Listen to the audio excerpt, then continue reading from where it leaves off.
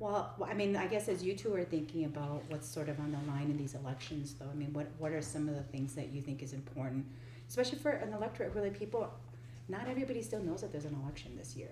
Right. You know, people are still, and Yep. I've always told people that like democracy only works if we all actively participate and talk about the issues and debate them vigorously, right? And I don't, you know, with 6 days left, I don't know, like, what do you think is important? It's get out the vote. Tell your friends, tell your neighbors, have them tell friends. It's Yeah. just about using that sense of community so that you can build up your community and bring it over the finish line, you know? And the urgency. Do you remember you and Janine sitting here and you just had the urgency? I was unknown and I won. That's what people need to be doing. This is a big deal. Yeah. The life of St. Paul is November 4th, Yeah. right?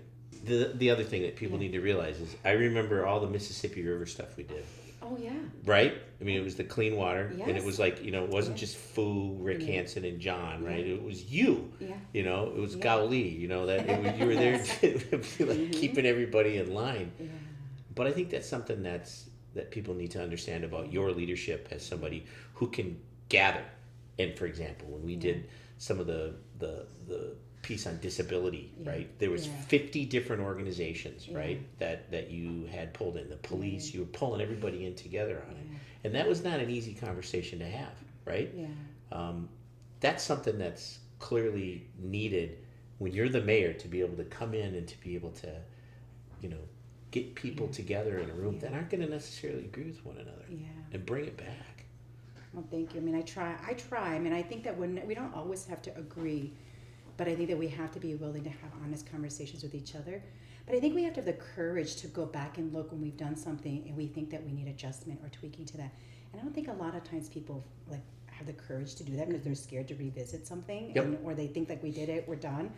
And I just really appreciate the entire group knowing like we're not going to get it right the first time, but we'll keep coming back until we get it right. Being authentic. It is. You're transparent, and I've seen you over the years that your ability to reach out to different branches of the legislature, from city council to school boards. I mean, you're always accessible, and you're always having the conversations with everyone.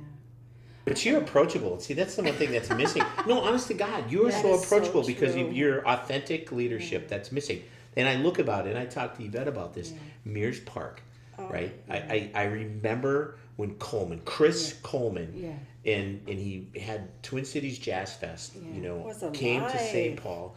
Mears Park, which was nothing, and then all of a sudden, boom, Ecolab comes in. There's people down in Mears Park. The place was alive. That whole downtown was alive. And all of a sudden, Crickets. it's like crickets down there. And it's like, that's not the St. Paul that we fell in love with. We go out to dinner, right? We're going to St. Paul. We're going on 7th Street. We're going to Mancini's. We used to go downtown, right? In around Mears Park. But that stuff all closed down. It's like a ghost town. It's a now. ghost town. Yeah. It's because there isn't authentic leadership that's helping lead the way within that. And I think that's missing, and that needs to come back. It was just like breathing. That's right. That's missing. That's you. Oh, We need you.